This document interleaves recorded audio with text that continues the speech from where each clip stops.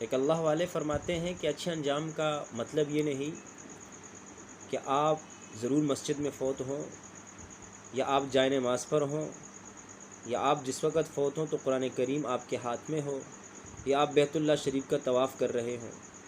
تمام مخلوقات میں سب سے بہترین وجہ کائنات سرور دو عالم حضرت محمد صلی اللہ علیہ وسلم، آپ کا جس وقت وصال ہوا، آپ اپنے بستر پر تھے اور آپ کا سر مبارک سیدہ عائشہ صدیقہ رضی اللہ تعالیٰ کی گود میں تھا۔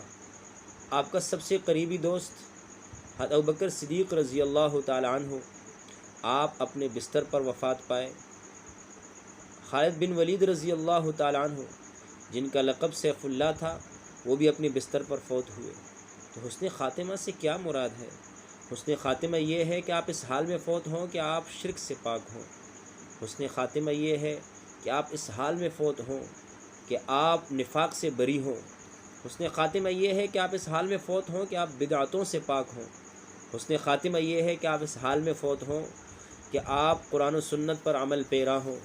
حسن خاتمہ یہ ہے کہ آپ اس حال میں فوت ہوں کہ آپ مسلمانوں کے خون، مال اور عزت کے بوجھ سے پاک ہوں اور حقوق اللہ اور حقوق العباد کے ادا کرنے والے ہوں۔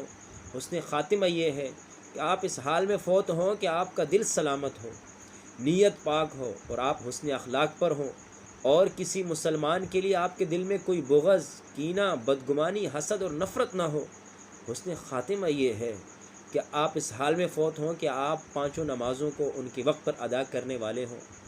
اس لیے حضور نبی کریم صلی اللہ علیہ وسلم نے اپنی امت کو دعا برائے حسن خاتمہ سکھلائی: اللہم احسن عاقبتنا فی الامور کلہا واجرنا من خزی الدنیا وعذاب الآخرہ۔ اے اللہ تعالیٰ، تمام کاموں میں ہمارا انجام اچھا کر دیجئے، اور اے اللہ تعالیٰ، ہمیں دنیا کی رسوائی اور آخرت کے عذاب سے بچا لیجئے۔ جو شخص اللہ تعالیٰ کے ساتھ اپنا ظاہر اور باطن درست کر لیتا ہے اور اپنے اقوال و اعمال میں اخلاص پیدا کر لیتا ہے، تو اللہ تعالیٰ سے قوی امید ہے کہ ایسے شخص کا انجام اچھا ہوگا۔ اللہ تعالیٰ سے دعا ہے اللہ تعالیٰ ہمارا بھی خاتمہ بالخیر فرمائے، کیونکہ خاتمہ بالخیر ہے تو خیر ہے، خاتمہ بالخیر نہیں تو خیر نہیں۔